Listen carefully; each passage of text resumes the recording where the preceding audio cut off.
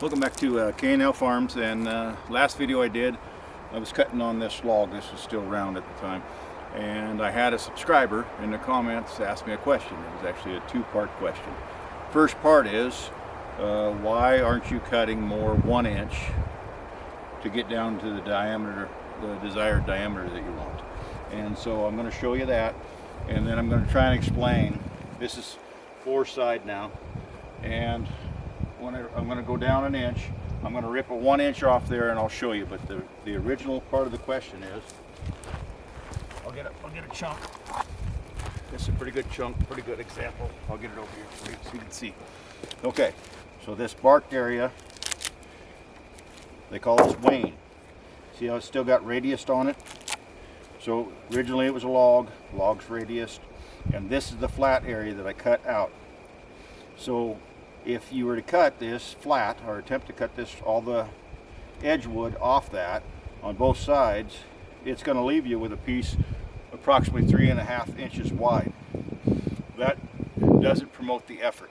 There's not enough material left in it. Even though it's a nice looking piece of wood, there's not enough material in it. So if you came up to here and you cut it off, that might be a 5 inch, but it's definitely not a 6 inch. So I can't get a 1x6 out of it. Kind of my standard is, if I can get a 1x6 out of it, then I'm going to keep it. And what you do, if you can get a 1x6 out of it, rotate it up, set it up on the saw on edge, take a rip down here, rotate it. Now usually you have a whole stack, there's a stack behind the camera of these edge boards. Rotate it over, this is a flat edge, set it up against the bed on the flat edge, and rip this off is how you would make that. But there's not enough effort. Not enough material to warrant the amount of effort in it. So, that was question number 1.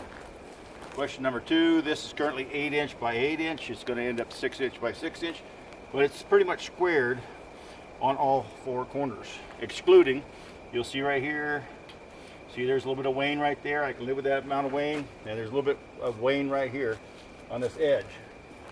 But even if I cut that out, which I probably won't, I'll leave that for decorative purposes, but even if I cut that out, well, you got that's a 7 inch face, pretty close. That's a pretty good piece of wood.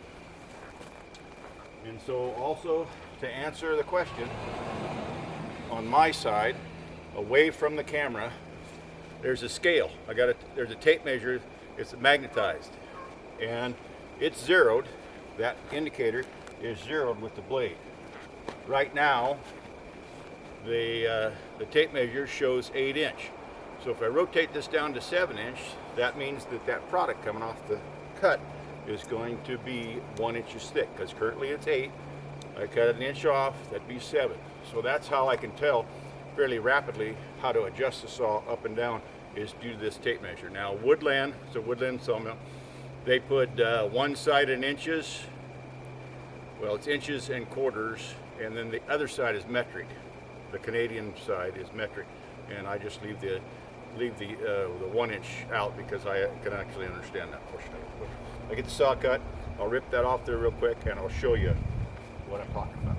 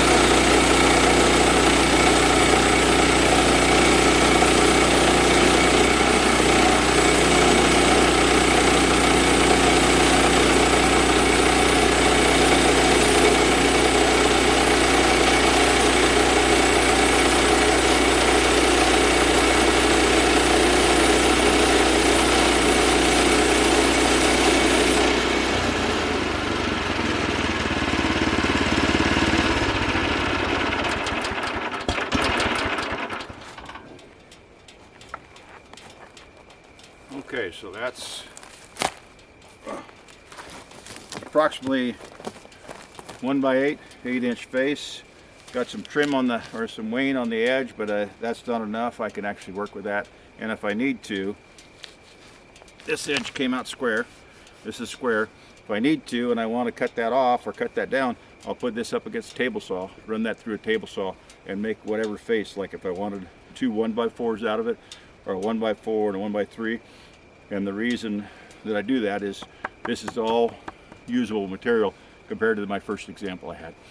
Okay, I'm gonna leave on the end of the video. I'll leave some links so you can see me run the saw more. You can see me actually up at the big shop building on the off-grid cabin if you'd like. But again, thank you and have a good day.